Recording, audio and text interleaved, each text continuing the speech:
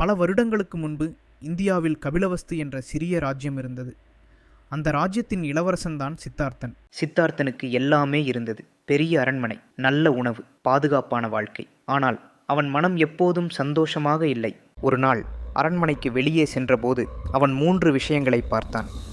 ஒரு முதியவர், ஒரு நோயாளி, ஒரு இறந்த மனிதன். அதை பார்த்தவுடன் அவன் மனத்தில் ஒரு கேள்வி வந்தது. நான் அரசனாக இருந்தாலும் ஒரு நாள் இப்படித்தான் ஆக வேண்டுமா?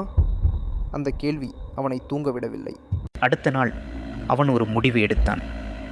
இந்த வாழ்க்கையை விட்டு உண்மையை தேடப் போக வேண்டும் என்று அவன் அரண்மனையை விட்டு வெளியேறி காட்டுக்குள் சென்றான்.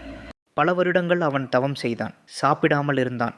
உடலை மிகவும் வாட்டினான். அவன் நினைத்தான், உடல் கஷ்டப்பட்டால் உண்மை கிடைக்கும் என்று. ஆனால் நாட்கள் சென்றன, ஆண்டுகள் சென்றன.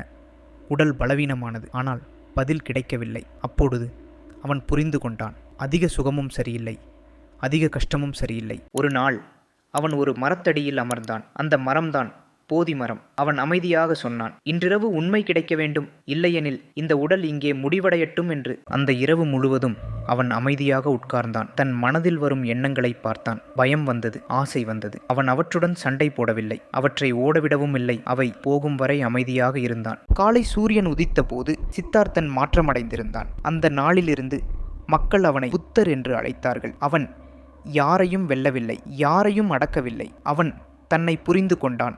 அவன் தன்னையே வென்றான். அந்த ஒரு இரவில் அஹிம்சை பிறந்தது, கருணை பிறந்தது, வழி பிறந்தது.